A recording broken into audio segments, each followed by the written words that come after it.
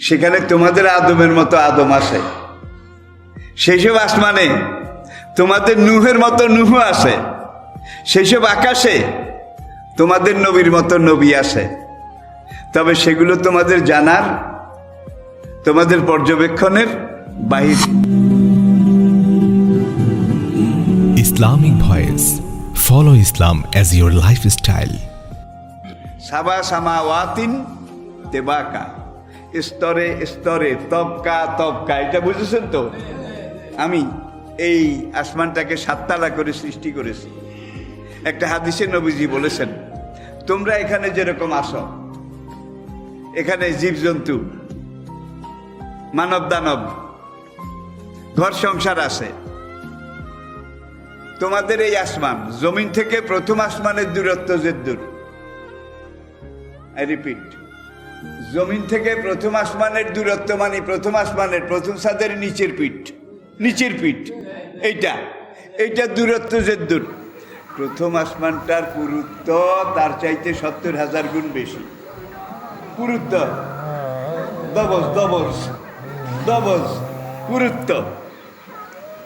জমিন থেকে প্রথম আসমানের উপরের পিঠ, এটা দূরত্ব যে দূর।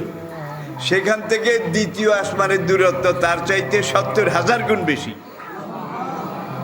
এইভাবে 7 আসমানের দূরত্ব মাপেন না। বিজ্ঞানীরা এটা স্বীকার করে যে এর পরে আবার স্বাদ আছে কিনা, সেখানে মাখলুক আছে কিনা, এটা তাদের কারো জানা নাই।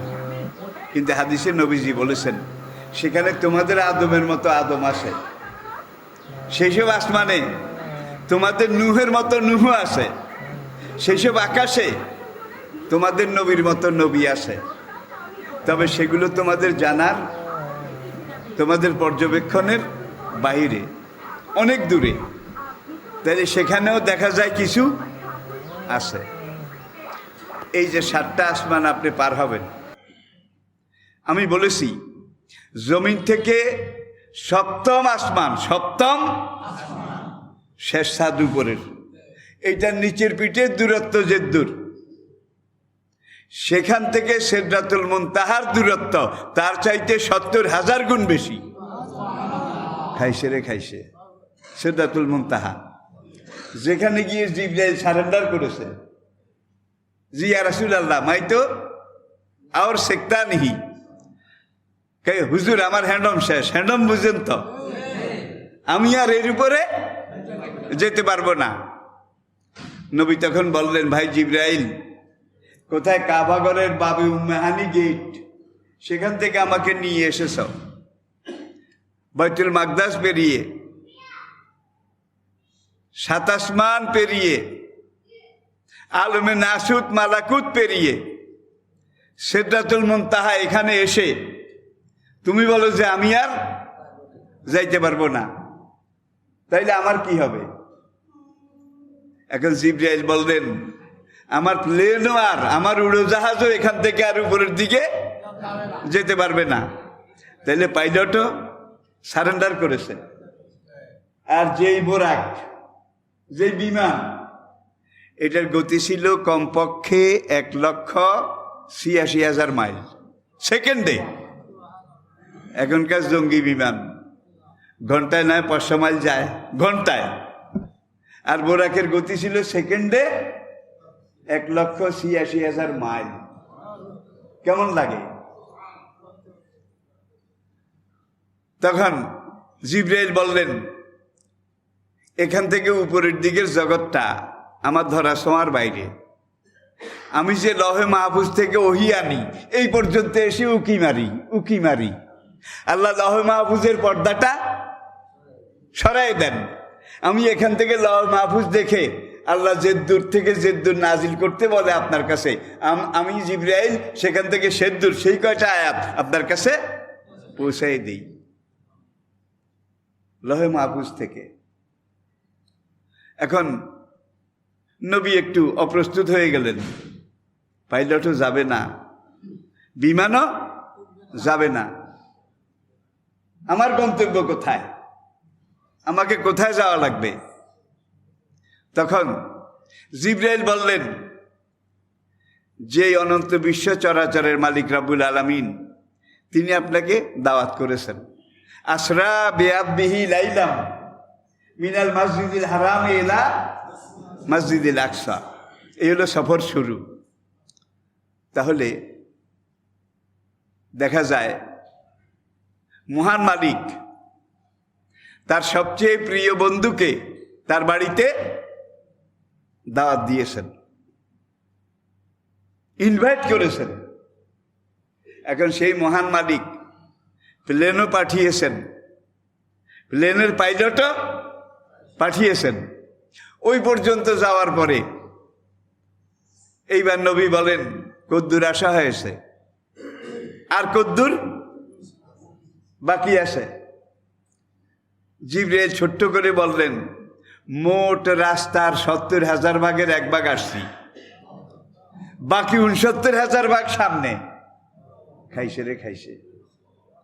এখন জিবরাইল তার রকেট নিয়ে হুজুর আমি যাই, আসসালামু আলাইকুম। জিবরাইল চলে গেছে, বোরাকও চলে গেছে। হুজুর বলেন আমার শরীরটা একটু সমসম করে উঠছে, পশমগুলা লোমকূপে শিহরণ জেগেছে, আমার একটু ভয় ভয় লাগে। তখন দেখি যে আমার দুনিয়ার সবচেয়ে বড় আপনজন আবু বকর এসে আমাকে সালাম দিলেন। কোথায়? সিদরাতুল মুনতাহা। কিরে আবু বকর এখানে কেমনে এলো? আবু বকরকে দেখে আমার ভিতরে যে একটা ভয়ভীতি অবস্থা, এটা কেটে গেল। ইয়া রাসূলুল্লাহ, আমি আপনাকে রিসিভ করতে এসেছি, চলেন। সামনের দিকে যাচ্ছেন, আরেকটা বাহনে উঠবেন, রফ রফ রফ রফ রফ রফে উঠে এইটা আল্লাহ পাকের আরশে আজিম, সেখানে গিয়ে ল্যান্ড করলো, অবতরণ করলো।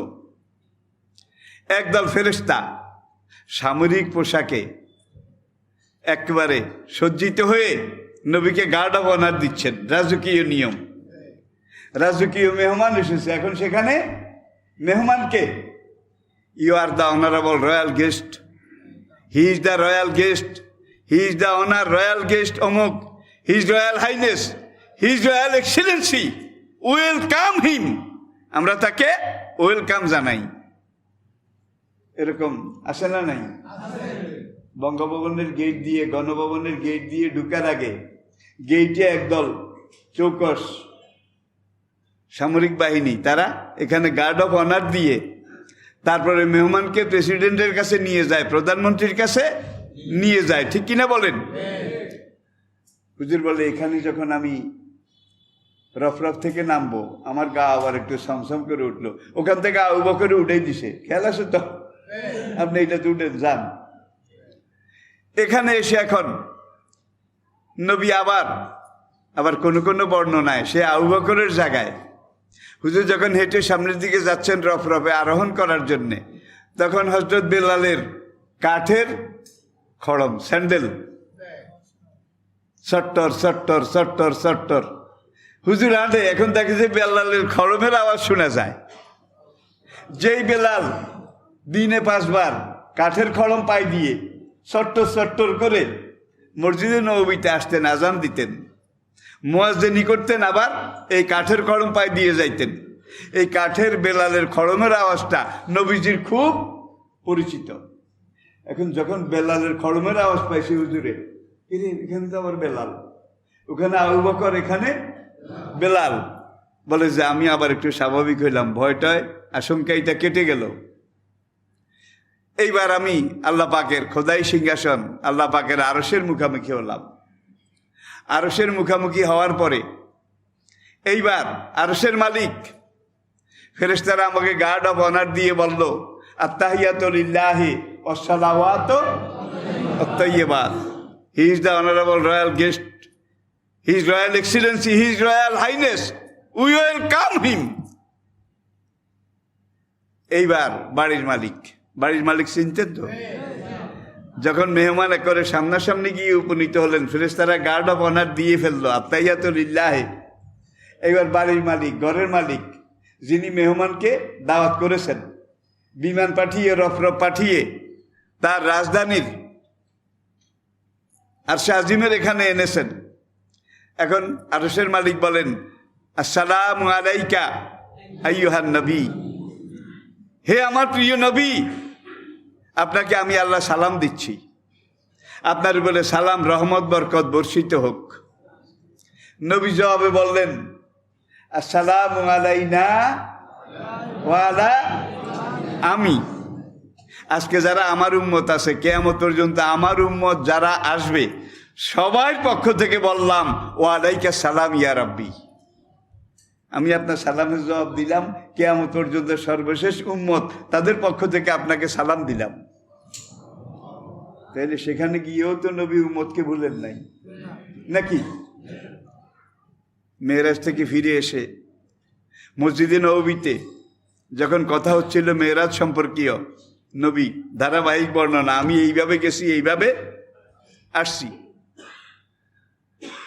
আসসালামু আলাইকা আইয়ুহান নবী, আল্লাহ এই সালাম দেওয়ার পরে এইবার বলেন যে কাম কাম, ওয়েলকাম ওয়েলকাম, আসেন আসেন। হুজুর এগিয়ে গেলেন, যেতে যেতে একেবারে আরশের কাছে গেলেন। দানা ফাতাদাল্লা ফাকানা কাবা কাউসাইনে, ও আপনি একেবারে আরশের সাথে গিয়ে লাগলেন। আরশের মালিক বললেন, আরো কাছে বন্ধু, আরো কাছে আসেন, আরো কাছে আসেন। হুজুর আরো কাছে গেলেন, আরো কাছে গেলেন, একবার আরশের সাথে লেগে গেলেন। এইবার আরশের মালিক বলে, আপনি আরশের উপরে উঠেন। সুবহানাল্লাহ আসতে কইবেন নাকি বাড়ির যাই কইবেন? সবাই বলেন সুবহানাল্লাহ।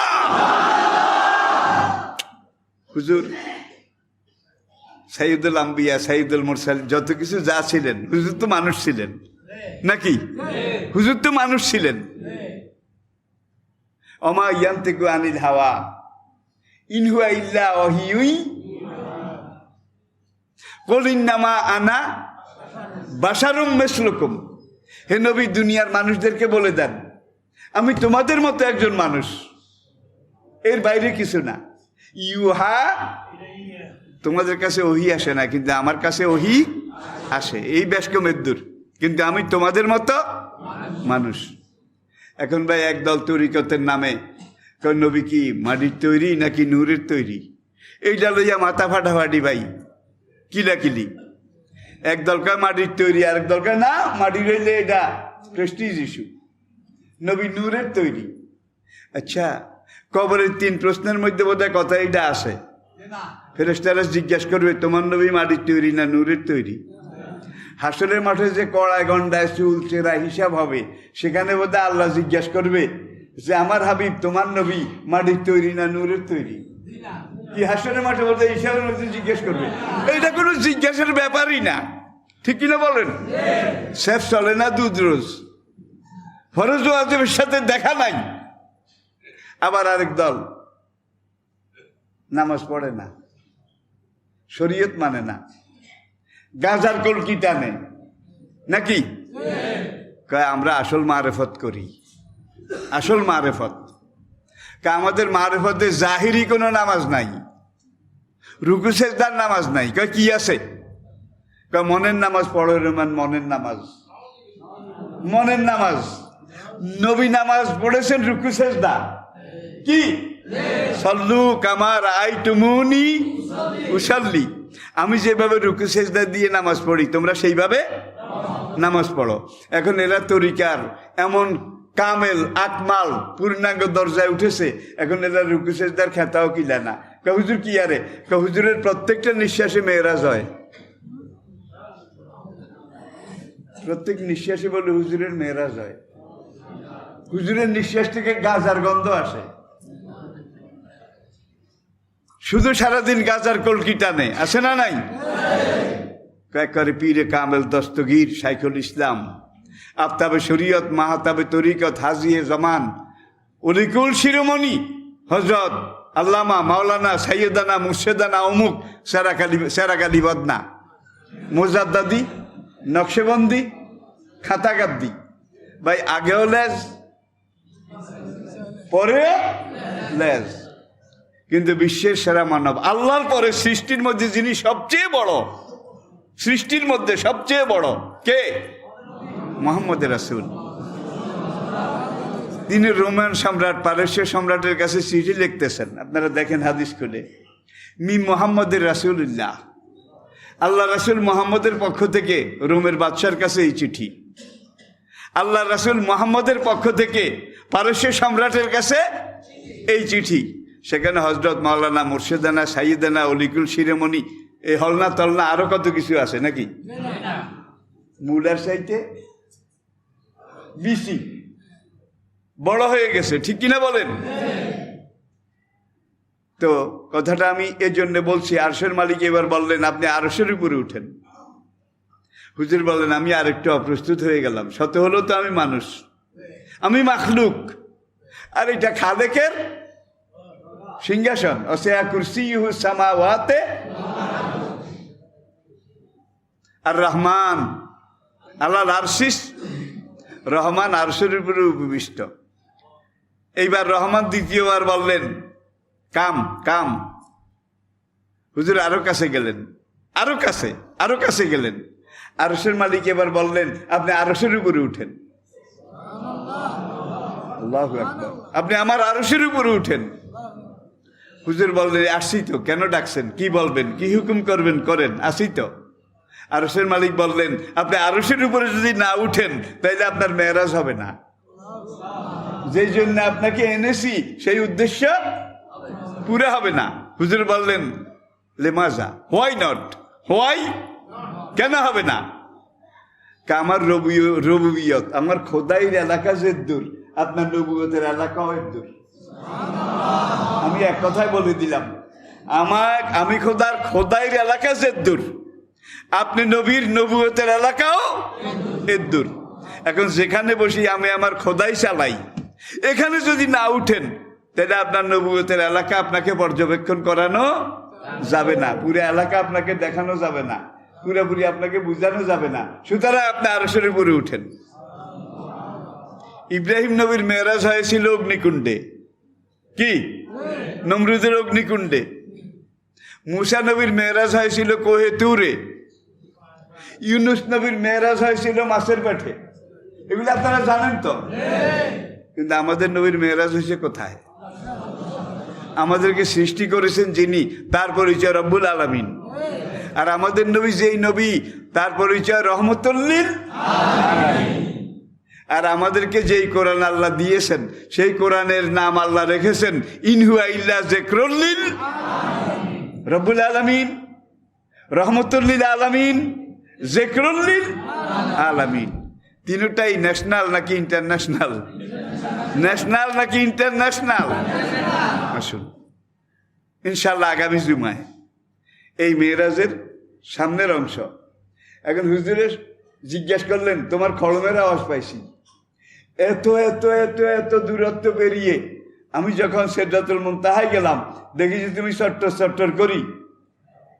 আসলে ওই আবু বকর এক ফেরেশতা, আবু বকরের সুরতে আল্লাহ নবীকে রিসিভ করার জন্য সেখানে পাঠিয়েছেন। আর বেলালের খড়মের আওয়াজ এইটাও এক ফেরেশতা, যাকে আল্লাহ বেলালের সুরতে নবীর ভিতরে একটু অস্বস্তি, এটাকে দূর করার জন্যে। এখন নবী বললেন আমার আগে তুমি সিদরাতুল মুনতাহায় গেলা কেমনে? আমি সেখানে নেমে যখন একটু ডরাইছি তখন তোমার খড়মের আওয়াজ পাইছি। তুমি এমন কি আমল করো, এমন কি আমল করো বেলাল, যে আমলের দ্বারা আমার আগে তুমি সিদরাতুল মুনতাহা চলে গেছো? বেলাল বলেন ইয়া রাসূলুল্লাহ, অন্য 10 জন সাহাবা যেসব আমল করে ইসলামের উপরে আমিও তাই করি, বেশি কিছু করি না। তবে একটা ব্যতিক্রম আছে, 2টা কাজ আমি বোধহয় বেশি করি। সেটা হলো পেশাব পায়খানা করার পরে পানি ব্যবহারের আগে আমি ডিলাকুলুপ ব্যবহার করি, নাম্বার 1। নাম্বার 2, আমি 24 ঘন্টা ওযুর সাথে থাকি। অজু গেলে আবার নতুন অজু করে নেই। ঘুমাবার আগে অজুর সাথে ঘুমাই, দেখছেন কারবার? আমি সবসময় অজুর সাথে থাকি, অজুর সাথে ঘুমাই। অজু গেলে আবার সঙ্গে সঙ্গে নতুন অজু করে নেই। তখন নবী বললেন এই 2টার কারণে আল্লাহ তোমাকে এই বুজুর্গি, এই বৈশিষ্ট্য দান করেছেন। পড়ি আলহামদুলিল্লাহ।